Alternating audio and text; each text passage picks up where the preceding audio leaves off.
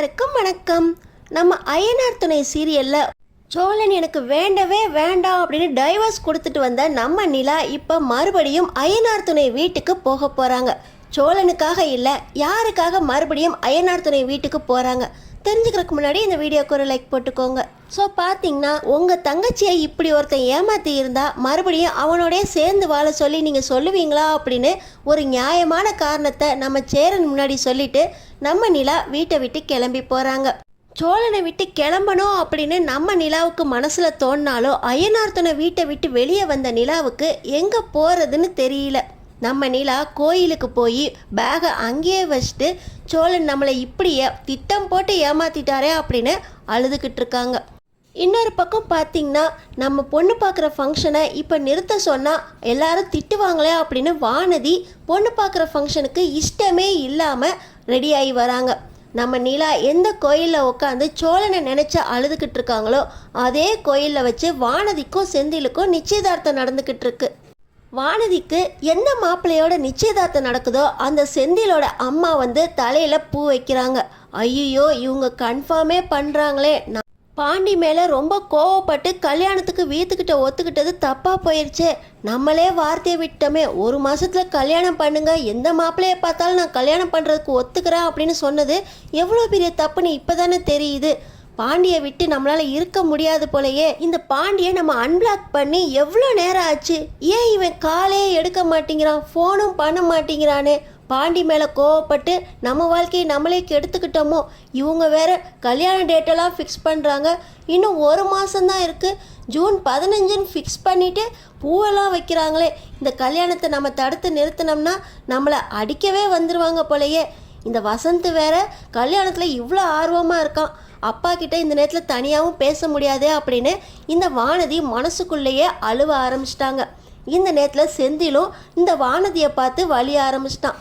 பாண்டியை ஏமாத்துறதா நினச்சி நம்மளே ஏமாந்து போய் உக்காந்துருக்கோமே, இது தெரியாமல் செந்திலோட நம்மளுக்கு நிச்சயதார்த்தமும் நடக்குது, இதை எப்படி நிறுத்துறதா அப்படின்னு வானதி யோசிச்சுக்கிட்டு இருக்கும்போது தான் நம்ம நிலா நம்ம இங்கேயே உட்காந்துருக்க வேண்டாம், சாமியை போய் கும்பிடுவோம் அப்படின்னு உள்ள கோயிலுக்குள்ளே வராங்க.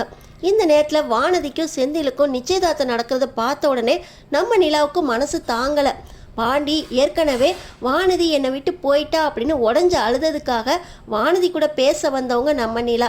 இப்போ பாண்டியும் வானதியும் பிரிஞ்சு வானதிக்கு இன்னொரு கல்யாணம் நடக்குதா அப்படின்னு தெரிஞ்சால் பாண்டி மனசு தாங்க மாட்டாரே.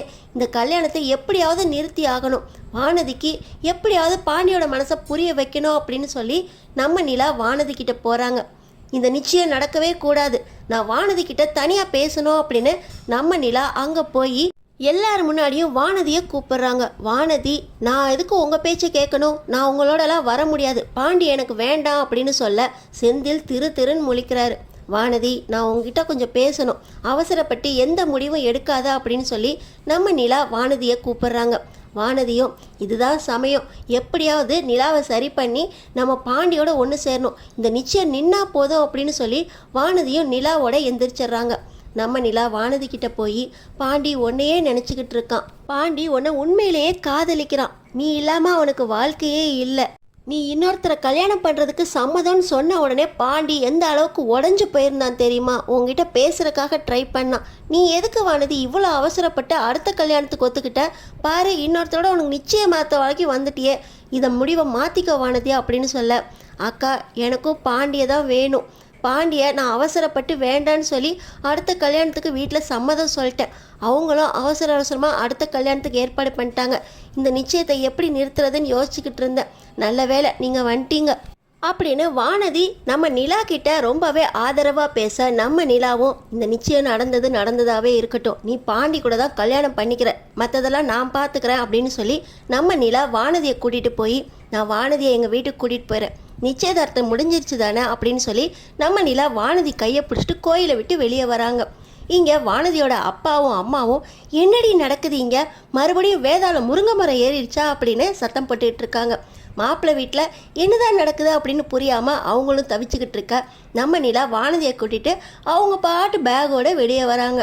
இந்த நேரத்தில் தான் சோழன் எனக்கு நிலா இல்லாமல் இந்த வீடும் வேண்டாம் நானும் போகிறேன் அப்படின்னு சொல்லி வீட்டை விட்டு வெளியே வந்தார்ல, கோயிலுக்கு தான் அவர் வந்திருக்காரு. நம்ம நிலாவும் வானதியும் ஒன்றா வரதை பார்த்த உடனே அவர் காரை நிறுத்திட்டு அங்கேயே வெயிட் பண்ணிக்கிட்டு இருக்காரு. நம்ம நிலா சோழனை பார்த்தோன்னே, சோழன் நம்ம வீட்டுக்கு போகிறோம், வானதியையும் பாண்டியையும் நம்ம தான் சேர்த்து வைக்கணும் அப்படின்னு ரொம்ப உரிமையாக சோழன் கிட்ட கேட்க, சரி நிலா நீ சொன்னபடியே செய்யலாம் அப்படின்னு சொல்லி நம்ம சோழன் ரொம்ப சந்தோஷமாக காரை எடுக்க, அடுத்தடுத்து என்ன நடக்க போகுதுன்னு தெரிஞ்சுக்கிறதுக்கு நம்ம சேனலை சப்ஸ்கிரைப் பண்ணி தொடர்ந்து பாருங்கள்.